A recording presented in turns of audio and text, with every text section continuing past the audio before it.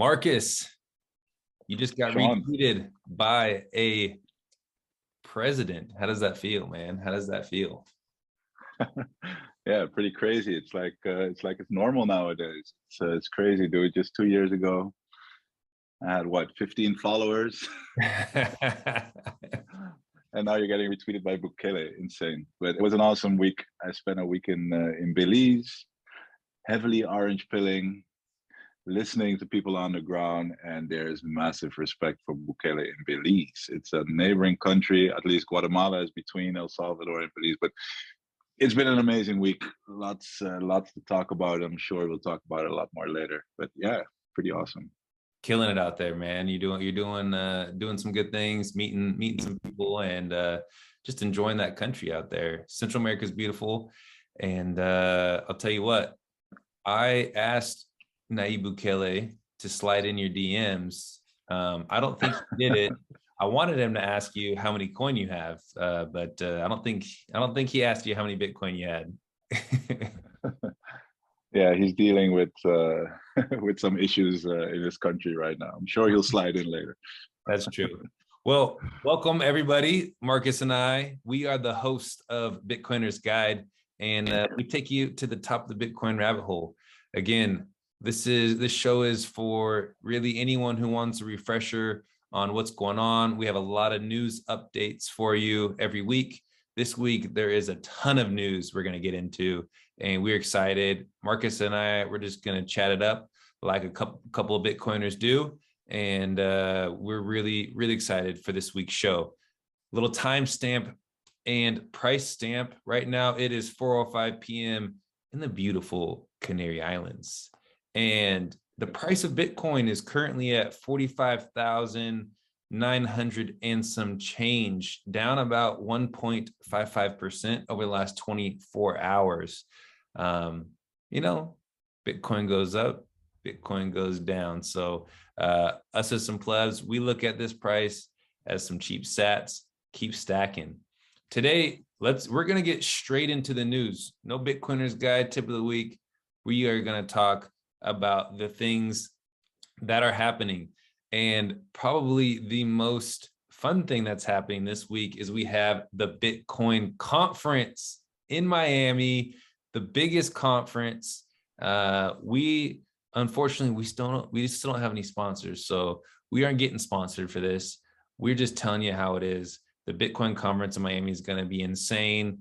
You're going to have NFL players speaking, billionaires, CEOs, people from, even politicians from all over. President is going there.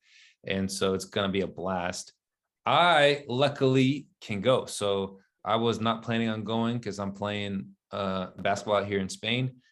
Either fortunately or unfortunately, I have 2 fractures in my legs, so my season is over.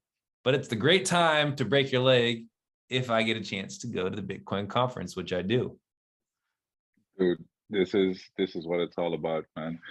You lucky bastard. I'm here literally in a hotel room in the Miami International Airport, and I'm flying back to Europe, back to the Netherlands, back to the cold today, right? Days before the conference. I'm the only idiot flying out while all the Bitcoiners are coming in.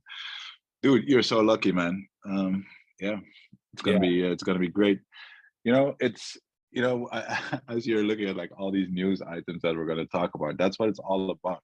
Being able to talk with other Bitcoiners. I mean, sure, the conference, we're all gonna be watching the live stream. We're gonna be watching main stage, but being there with other Bitcoiners in the front line, talking about what's going on, people that are following it as intense as we are doing it. Because we're still in normie land, outside here, the queues for the lines, you ask people about Bitcoin, they give you this blank stare, and while all this news is happening and is going on under your nose. And that's why I love Bitcoin Twitter. That's why I love doing these talks with you. It's I wish I could be at a conference, but you lucky bastard, go have fun, man. Oh, I'm gonna have a blast, and it's a shame that you're leaving right as I'm about to come in to Miami, but we'll have to meet up some other time. Marcus and I still have never met in real life before, even though we're talking all the time. It's just the world we live in today. It's a very digital world. So I'm getting excited because last year I went to the Bitcoin conference, met a ton of people from Bitcoin Twitter, and it was just like that first time you really get to meet. You're kind of feeling each other out. This year, I think it's just gonna explode. I think it's just gonna be a great time to sit down, just like Marcus was saying, get to talk about things. I mean, you talk to your friends in everyday life, and they have no idea even who Michael Saylor is. And so then you got, oh, he's a guy who is the CEO of this company that's publicly traded, that's buying a bunch of Bitcoin. And then you go to, and it's like, you can't even explain what's like, why he's doing it, because you have to explain the whole backstory. So it's really cool to just sit down, talk about things, talk about ideas, the future, things that can happen with Bitcoin, the way it can change the world. And a lot of people who are thinking along those same lines. And it's gonna be just insane. Dude, and even watching the live stream last year, it just felt so electric. Everybody thought we were about to go to 100K. Then Bukele came out of nowhere and just announced like the first country making it legal tender. That was a super epic moment. I even remember the spaces. It was like I think that was like after with Nick Carter, and Bukele was like in his where the law was being passed, and he just jumped into the space. Oh, that was a crazy time. And let's look at let's speculate a little bit on this conference. What are you expecting? I mean, any big announcements? Do you have any insider knowledge there? I mean, I got all the inside information. It just depends on how many sats you're willing to send me that I'll tell you this inside information. No, honestly, so last year, right? This was the first time I used Strike. That I was actually using Strike to send money to people, and I remember there was food trucks and you could buy things using Strike. And then Jack Mallers made that big announcement, like you're saying. Well, Jack Mallers is now tweeting out some Apple commercials. He tweeted out a picture with him wearing an Apple hat in front of an ATM. Dude, so a lot of people need to stack some sats right now. Hold on, let me smash by. Yeah, you gotta smash by. A lot of people are saying that Apple and Strike are looking to make a little partnership, and by little I mean massive. Some are saying that Strike could be implemented into Apple Pay, which would be insane. I know out here in Europe, everyone's using Apple Pay. They barely use their card. They're just putting their phone up to the register, and that's how they're paying, is with Apple Pay. So that would open up a whole new economy, a whole new use case of How many Apple users are there? We're talking billions of people that are going to be like exposed immediately. Yeah, because it's not even an app you have to download. It just comes built into your phone. You don't have to download Wallet of Satoshi or Blue Wallet or anything, or even Strike. It's just if and this is all speculation. We have no idea if this is going to happen or not. If you're going to buy Bitcoin, again, this is why I laugh at people who are waiting for the dip. That are like trying. Oh my God! Like, how can you sit there with like dry powder on the sidelines, knowing that these kind of bombshells could just fall at any moment? Get in Bitcoin, like sell your chair, sell your car, eat ramen, like put it in Bitcoin. I'm telling you. And I've always thought, if you're gonna build something, a Bitcoin product or a Bitcoin application into your product, like Bitcoin, being able to pay with Lightning in Apple Pay, it would only make sense to also do an allocation to Bitcoin in your balance sheet as well. So, and Apple has a lot of free cash flows, and I wouldn't be surprised if they implement Lightning in Apple Pay, that they also allocate some of their cash to Bitcoin, or in other words, that they put some Bitcoin on their balance sheet. I wouldn't expect them to put a high percentage. If anything, 1-2%, or maybe even less. So Tim Cook, right, the CEO of Apple, he's on record saying that he's owned Bitcoin for a while now. So on a personal level, he's already there. So yeah, it's and you know how it is, right? Once you get it, you cannot unsee it, and the rabbit hole just goes deeper, and you realize the urgency. So I have complete faith in that process because it's just the rules are set up for Bitcoin. The whole game theory always checks out. The only thing you got to do is play the game, buy Bitcoin, and as fast as you can. So yeah, and there's Steve Wozniak too. people say it is not inevitable. I know it's not inevitable, but there is some inevitability about it. I can go out there and debate why it is inevitable, but anyway, yeah, let's go.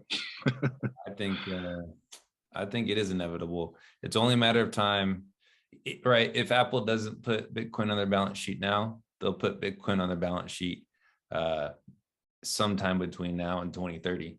So those things are coming. Those announcements will come. It's just a matter of when and who's doing it. So and how, yeah. And I was going to say Steve Wozniak, kind of the last point with this, who he was a co-founder of Apple with Steve Jobs. Steve Wozniak has also come out as a Bitcoin bull lately. So there's a lot of influence, I think, within the Apple organization of pro-Bitcoiners or pro-Bitcoin influence that they have. So we'll see. We'll see if it happens. I wouldn't be surprised if it does. I wouldn't be surprised if it doesn't. But I think that there's going to be some amazing announcements happening. Super cycle. Super cycle. We are in the super cycle right now. We're in the super cycle. That's all I'm saying. We're in it. I agree. I completely agree. Yeah, and I don't know what would be bigger, right? Apple announcing what we're speculating on now, or another country saying that they're going in as well. I mean, Apple is probably bigger than some of these Central American companies. Yeah. If you compare the GDP to what they're doing financially, so yeah, huge. And I do kind of expect that there's going to be more from the nation side announcements being made. Honestly, like I said, I'm in Miami now, but I just spent the last 10, 11 days in Belize, and they all know what's going on with Bukele.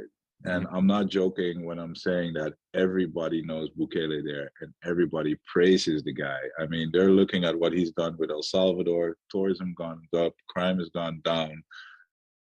People truly love the Chivo app. I've met this guy, truly a random meeting along the highway somewhere in the south of the country. We were stopping there just to buy some drinks, right next to the road. It's a relatively poor company. People are selling watermelons and all kind of stuff for very little.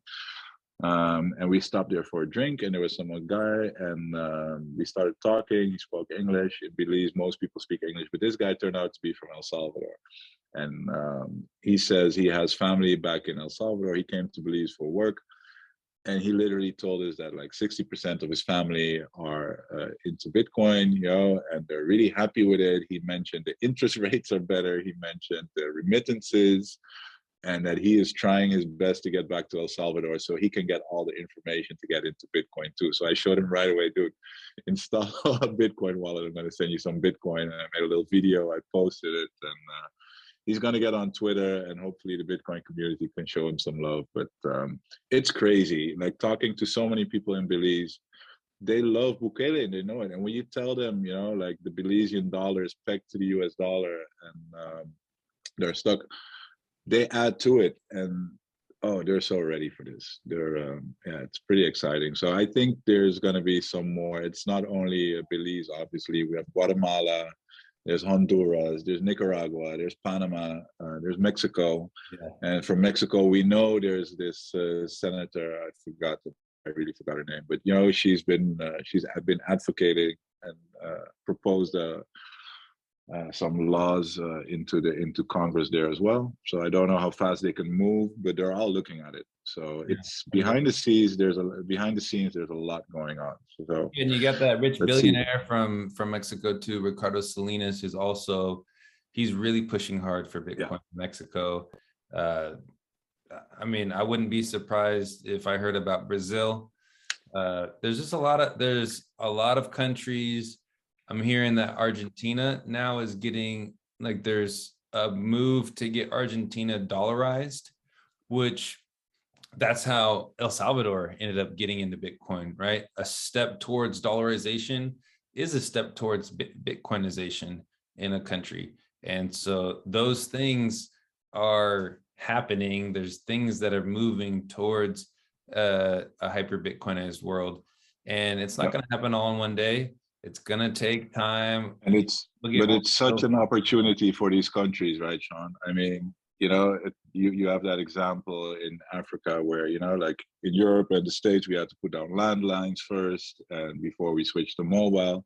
Yeah. These countries could just jump the landline, jump straight into mobile. And now with this financial revolution that's going on, the same thing, like they can just leapfrog everything, get into Bitcoin quick, and benefit from this. And imagine what that could do to especially these third world countries where there's so much poverty. So I really hope these countries get in first before the rest of the Western world jumps in. I really, truly hope that, because it could be a good thing for the world. Yeah, this is the great wealth transfer of the 21st century. Bitcoin is the great wealth transfer. A lot of people are going to miss out on it, and a lot of people are going to benefit from it. And the same with companies, the same with countries. All these countries that have been third world countries, they have a chance to make this leap and make this jump. And the first movers will get the advantage. The good thing about Bitcoin is those who feel the most pain normally have their eyes open to Bitcoin. And those who are benefiting from the old traditional or conventional system, they don't see the need just yet for Bitcoin until it hits them in the face. And so that's what's great about Bitcoin is it's this thing where if you're open and willing, you can be part of the great wealth transfer that's happening. And it's exactly the things that people from the IMF and the World Bank and the World Economic Forum keep talking about. We're here for equality. We're here for providing better chances to people in the third world. We're here to bring clean drinking water to these countries. But when it comes down to it, what you see, don't listen to what they say, look at what they do. They just offer them these horrible loans that they could never get out of. They don't give them any opportunity. They talk down Bitcoin. They don't want to give them any kind of self-sovereignty. So Bitcoin is going to do exactly what they are claiming to do, but in reality, they're just holding them down and backwards, if you will. Yeah, those IMF loans are the worst loans, and they keep these countries. And they may have not only just kept these countries in poverty, but they might have even created poverty for a lot of these countries. And so I love seeing something like Bitcoin that just disintermediates the whole system that they've been living off of, because the system that the IMF lives off of, that means that they're living off of the poor people of these countries. And in that way, they're parasites. So this way, we can starve those parasites who are feeding off the poor and give the power back to the people with Bitcoin. It's an amazing invention. And I'm here to see how all of this plays out, because it's going to be insane. So moving on, another piece of news that is really interesting, talking about these rent seekers. There was Greenpeace and Chris Larson, who is a co-founder of Ripple or XRP. They just came out recently with this campaign to try to change the code of Bitcoin. And in this campaign, Chris Larson put up $5 million. In other words, he paid $5 million to Greenpeace to FUD, which is, the fear, uncertainty, and doubt, to FUD Bitcoin and the proof of work mining, which the proof of work mining, again, is it's the energy that is used to mine Bitcoin, or to have Bitcoin come into supply. And when that happens, you have to expend energy through computing power. Nick Carter went on a rampage, which was awesome. He's the most violent man in the world. At least he used to be back in 2021. And he was boiling oceans with all of his proof of work mining articles. And he came out and said, look, we all know, anyone who's studied Bitcoin and Bitcoin mining understands the use case of proof of work mining. Proof of work basically means it's not fiat, because you can't just print more out of thin air. You have to work. there has to be some energy expended for Bitcoin to come into supply. And Nick Carter had a response, and his response basically was, look, the articles that Greenpeace is using, because they're these environmentalists, which is nothing wrong with being an environmentalist, but when you're lying about articles and you're using false information, that's where the issue is.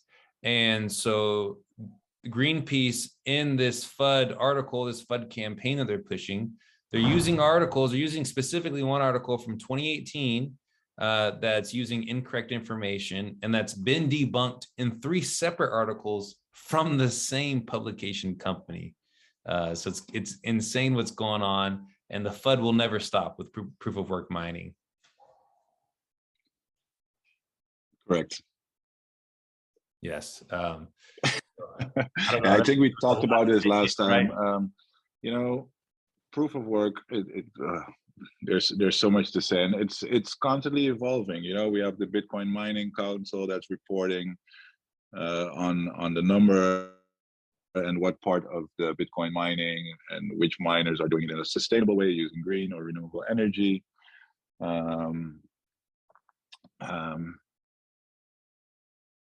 Yeah, just yesterday I was listening to the podcast with Nick Carter and Troy Cross on Peter McCormack's show. You know, and if you want to get like a really in-depth understanding of what's going on, it's pretty interesting because Troy Cross, I believe, he's proposing the idea that you know, if you own like some Bitcoin and you're into mining, you can mine that same percentage, but do it in a green way, and that way you're actually, you know, adding to the sustainability of Bitcoin. So there's all kinds of solutions. You know, if you are worried about the energy use of Bitcoin, you know, then you can actually help secure the Bitcoin network by starting to mine in an efficient way. So yeah, there's a lot of solutions for it, and there's a lot of miners that you can also invest in that are really doing it in sustainable ways using renewable energy sources. So I think this debate is going to go on for a long time. I was just tweeting out this morning.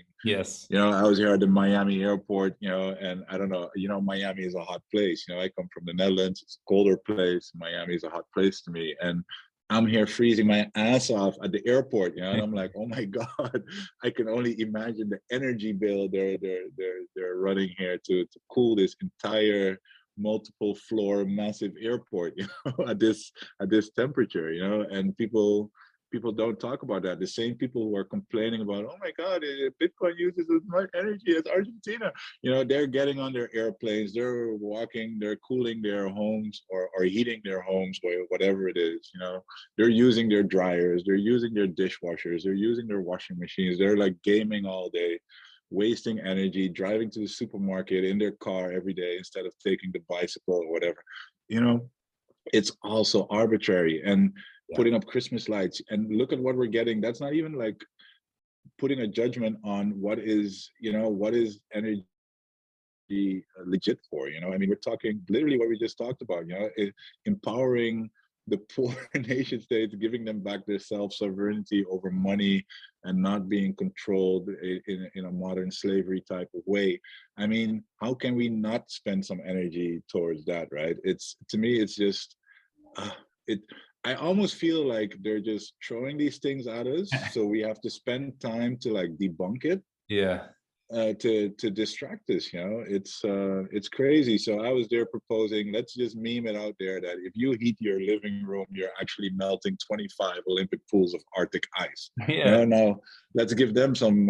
Let's let them waste their time to debunk that. You know, it's crazy. Yeah. That's my opinion on this stuff. It takes a lot of energy.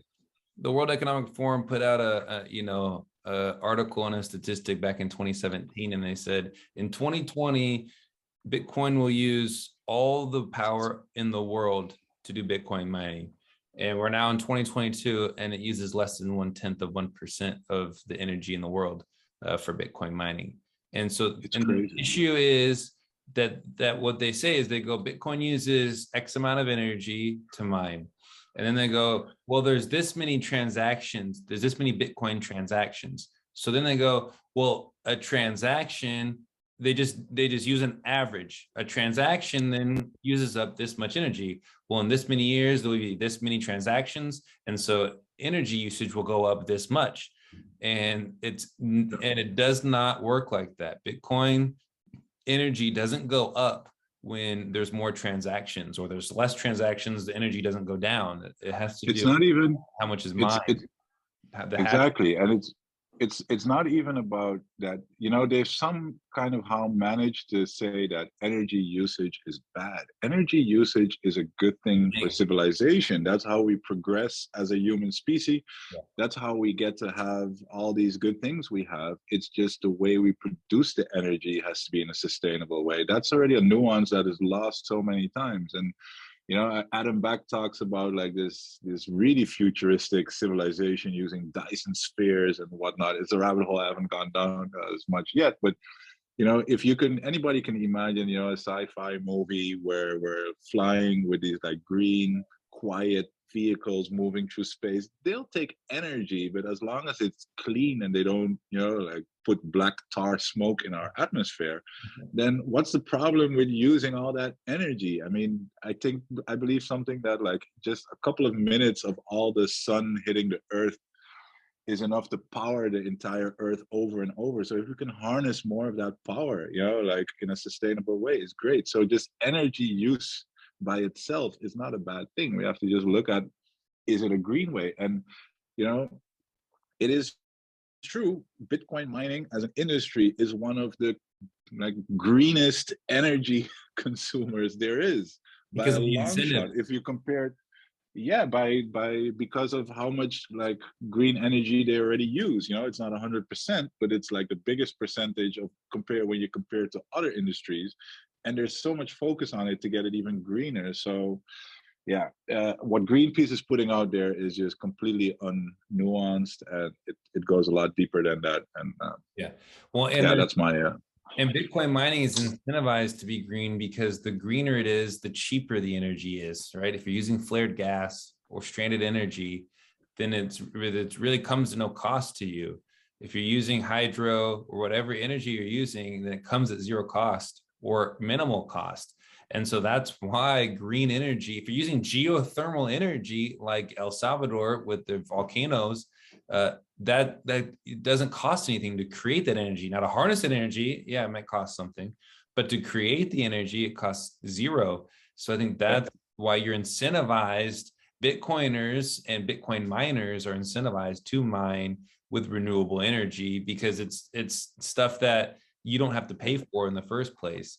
And or even energy that's already being produced, but that's being lost because the energy grid is not asking for it. That's the kind of electricity Bitcoin likes to use. So yeah. And then even going just off what you're saying, right? Like who defines what is good energy use and what's bad energy use, right? If I hop on a plane to go to Davos, is that good energy or is it bad energy? If I watch the Kardashians, is that good energy expended by watching the Kardashians on Netflix, or is that bad energy expended, right? Like who can tell what is good energy or what's bad energy?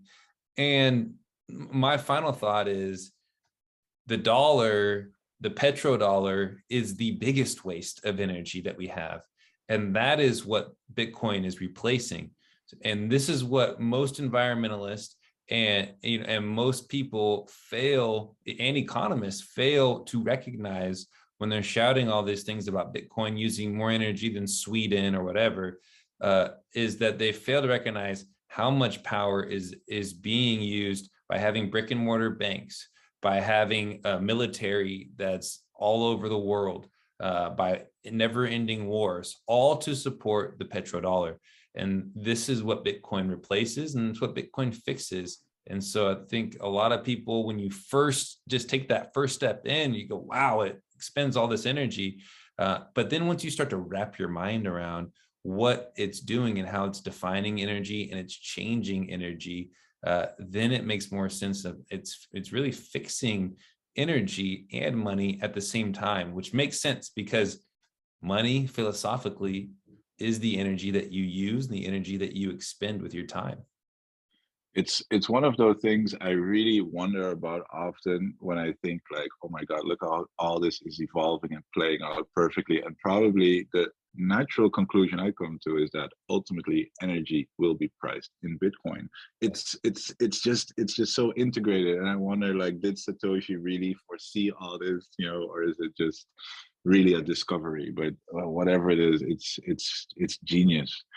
And at the same time, I'm going to try and pivot a little bit here, Sean, so we can go to the next topic. But we've had our 19th millionth Bitcoin mined this past week. So out of the 21 million Bitcoins, and some people are saying it's not going to be exactly 21 million. I'm not going to get into the nitty gritty and all the details. That is true. Yeah, if you like that, don't trust us, go verify. But 19 million Bitcoins have now been mined. We've passed the 19 million Bitcoin mark that is now in circulation, and that is a fact. We know there's only going to be 21 million Bitcoin, or roughly that number, while at the same time, in the old economy, we're seeing money printing at a still an extensive rate, even though they're saying they're going to raise rates and start to taper, they're still printing more and more of it every day, and we're seeing everything break down because of it. In my country, the Netherlands, this last week, inflation, the new CPI number, I had a discussion about whether it's inflation. In Holland, they use the word inflation, but they're actually referring to the CPI, Consumer Price Index, or your basket of goods that they compare year over year. If the prices of those goods go up or down, it was this, for this month, it came in at a staggering 11.9%, Sean. 11.9%. And that's the official number. And to add to the news, Yeah, it's not even real inflation. The supermarkets just came out. Aldi is a big one. It's actually one of the low-cost supermarkets in Germany and in the Netherlands. They announced that on Monday they're going to raise prices between 20 to 50%, depending on the items that it is. 20 to 50% in your supermarket bill when I come back to the Netherlands. I'm so happy I own Bitcoin. Yeah, but, it's all breaking down. Yeah, the same thing's going on in the United States, and maybe not official numbers as high, but you just look at, okay, all this money has been printed during COVID. Now they're printing more money. They're saying, well, we need to print money for the war that's going on in Ukraine, and so all these things that are going on. And there's always another excuse, right? It's never like, oh, we actually at our central bank, the Central Bank of Europe, or the Central Bank of the United States, which is the Fed, we used bad monetary policy. We made the mistake. No, it's always, well, we need to print more money for inflation, or we need to print more money because the Ruble market's breaking down, or we need to print more money because there's a war going on in Ukraine, or we need to print more money because there's inflation going on, right? That's even one of the excuses now, is we're going to print more money because there's inflation. We're going to give this money to the people in $400 checks. But not really is on the back end. If you realize on the back end of that, you're going to have to print more money to pay off the higher inflation that comes. So all of this just does lead back to the scarcity that Bitcoin is, right? 19 million Bitcoin have been mined, and that happened over 13 years since 2009, and there will be 2 million more Bitcoin mined over 118 years. The last Satoshis to be mined around 2140. So the scarcity of Bitcoin, this thing just goes parabolic, but in scarcity it gets parabolic. And that is the difference. And that's why having a deflationary money, it helps people become savers and not consumers. And we're looking at these inflation numbers, and I just like to look at it. True inflation to me is how much the broad monetary supply gets increased. That makes the most sense to me. Not, a basket of goods and gas went up this much, or food went up that much. It's just the overall broad supply of money. How much did it get increased? That's how much inflation is, right? And so that's what you get. That's where true inflation is, not with, we saw, because it's just a vector. What Michael Saylor says, there's varying degrees of inflation in food, in gas, in home prices, in used cars, and new cars. They're all going to be different, but they're all going up. That's for sure. And if the number of goods and services and products is increasing, so as an economy is increasing, and you have a little bit more money, then that might make a little bit of sense. But with the economy not really doing super great, it's definitely not growing with 11.9% a year. Then you're literally just talking more money, more units of money with the same or slightly increasing amount of goods. Just means that you have more money per good, so higher prices. It's as simple as that. I don't know, since Bitcoin, like economic calculation has become really clear and simple to me. Well, before it was just big abracadabra. It just makes sense. A kid can understand it. Well, and kind of going from that, the yield curve recently inverted. And maybe you want to explain a little bit about what that means, or what it has meant in history's past. Yeah, again, I'm no expert. I read and I listen a lot, and I take away from it from what I understand with it. But the yield curve is basically, when you look at this case, the United States, it offers, I believe it's the bonds, and you have different duration of bonds that you can buy. So you have the 5-year bond, which will come with a certain interest rate, or what it yields basically. You have the 10-year, the 15-year, all the way up to like the 30-year. Yeah. And I believe right now the 5-year, correct me if I'm wrong, Sean, but the 5-year and the 15 or 30-year are yielding the same amount of percentage, which doesn't make sense, right? Because if you loan out money for a longer term or a short term, you expect to get like a higher interest rate if you're loaning it out longer. Well, right now they're yielding the same or even less. And when that happens, that's what they call the yield curve inverting. And what's more interesting, because that's just is that coincident? Does it even matter? How is that tied to the real economy? I don't know how it works, but I believe it's now 9 out of 9 times of the past 9 times that the yield curve has inverted.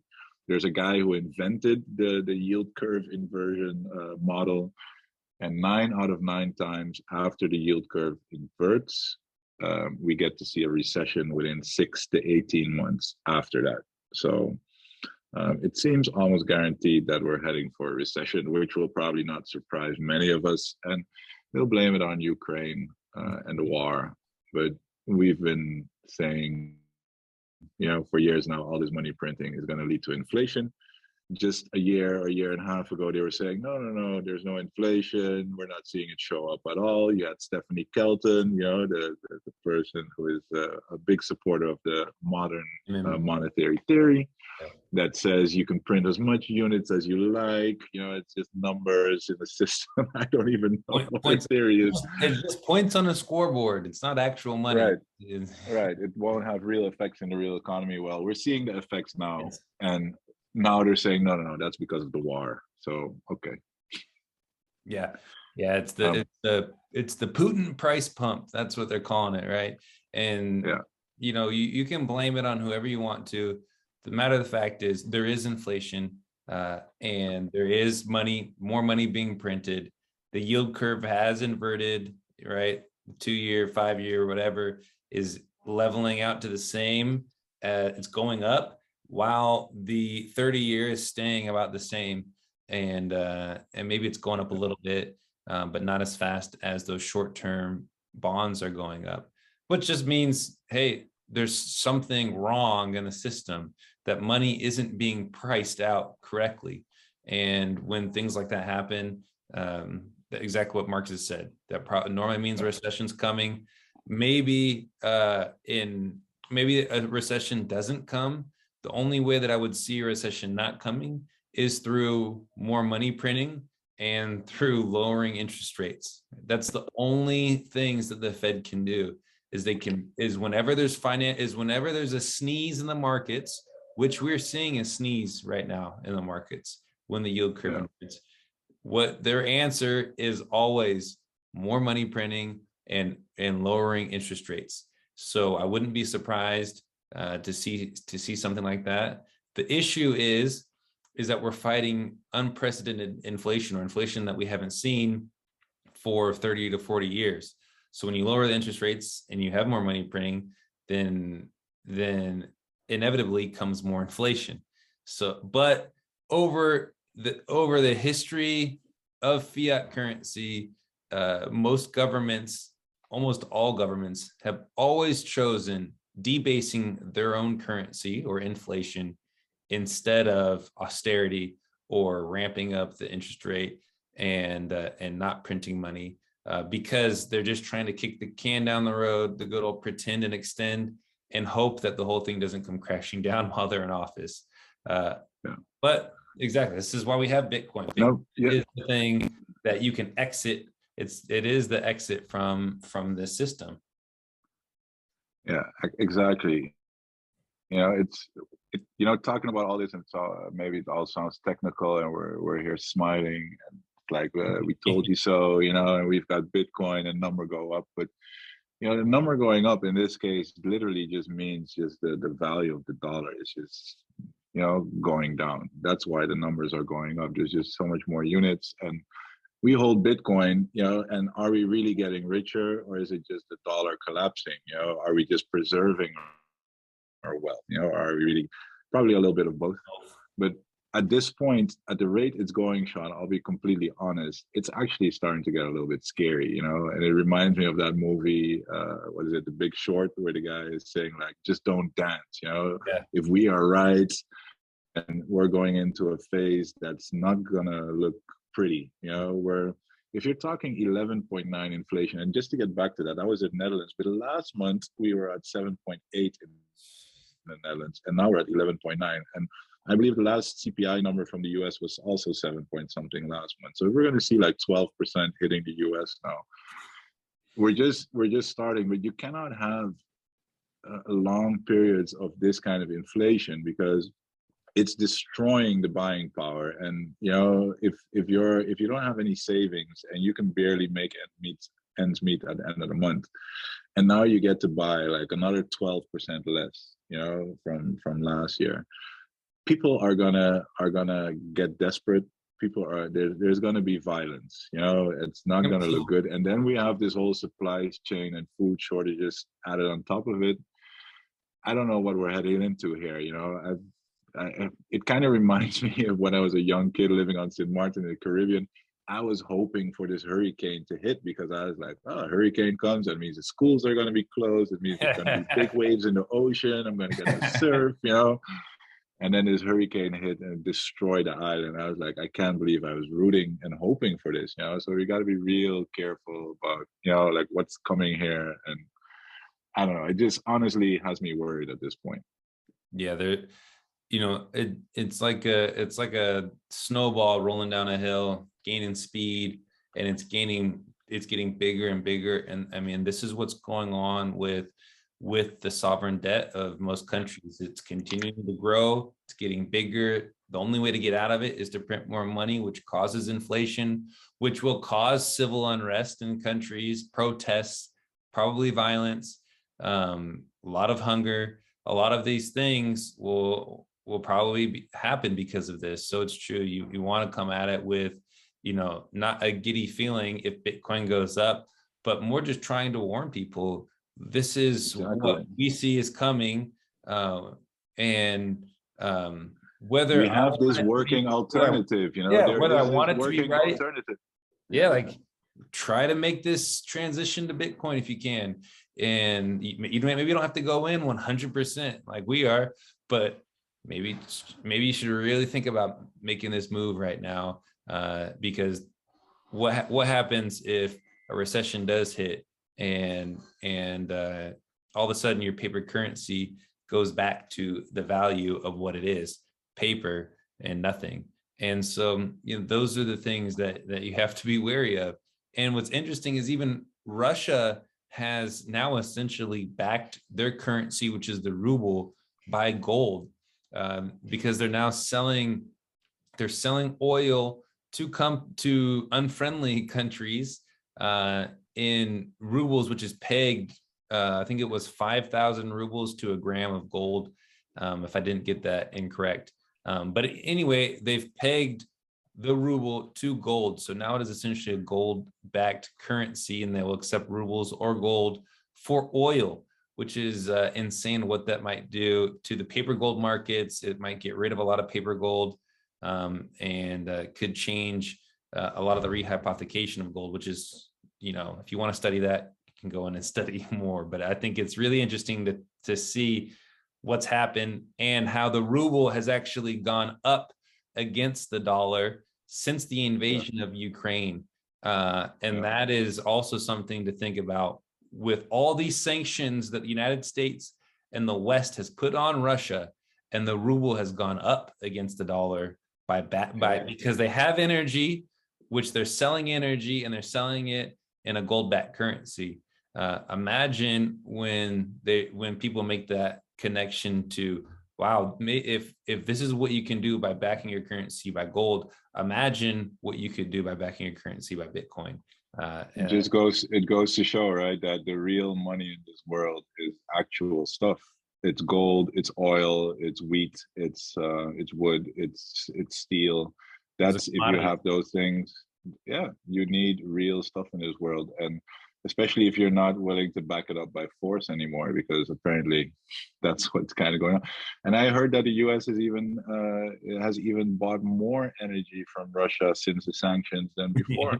It's crazy. And also, it's not Russia selling off their gold to try and make ends meet. No, I've heard that it's the United States actually selling their strategic oil reserves now.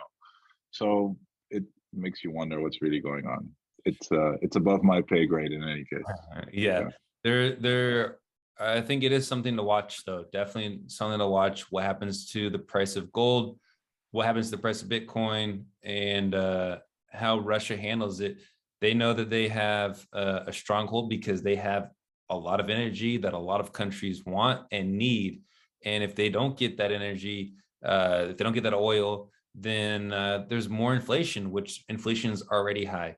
So I think that's, if you see inflation in oil and gas, you see inflation basically in everywhere. It touches everywhere in an economy. And that's what a lot of people don't want to recognize or fail to recognize. So dude, we're living in such crazy times. It's so crazy. I always gotta, I'm always excited. Like, I can't believe this is all happening. And we've been following it for years now, and still every week I'm surprised at the amount of news and that things are actually playing out exactly as we've been predicting. and to be part of it, and you're going to be there at the conference, you're going to be talking. That's why I love these spaces, or I'm calling them spaces, but these pods. I really enjoy these talks with you, Sean. Unfortunately, I gotta run because I gotta check out before a certain time here, and so maybe we'll let you catch your plane. Before we go, just wanted to mention that we have Pierre Rochard, the OG and visionary himself, that guy who wrote a lot of articles way back in 2013 and 14 about how things are going right now. He's going to be on the Meme Factory podcast this Thursday at 7:30 p.m. live. Don't miss it. It's going to be great. I'm hopefully will be with him and Greg and Chairforce down in Miami. So that'll be a great show, and everyone else who will be hopping in. Again, remember, what you see here, what you hear here, when you leave here, don't just let it stay here. Here. Please share this, like it. And if you learned something, you found this information helpful or entertaining, like and subscribe. Give us a comment. Let us know what you thought. Let us know what you didn't like. Let us know what you liked. Let Plan Marcus and Uncle Sean know. As for Bitcoiners Guide, episode 6 from Plan Marcus and Big Sean Harris, we're over and out. Peace. Later, Sean. Thanks, man. Sir. The Fed, can they engineer a soft landing? Whether they do 4 hikes, 7 hikes, 10 hikes, I don't think that's really going to materially slow inflation, unfortunately. It looks like Bitcoin's winning.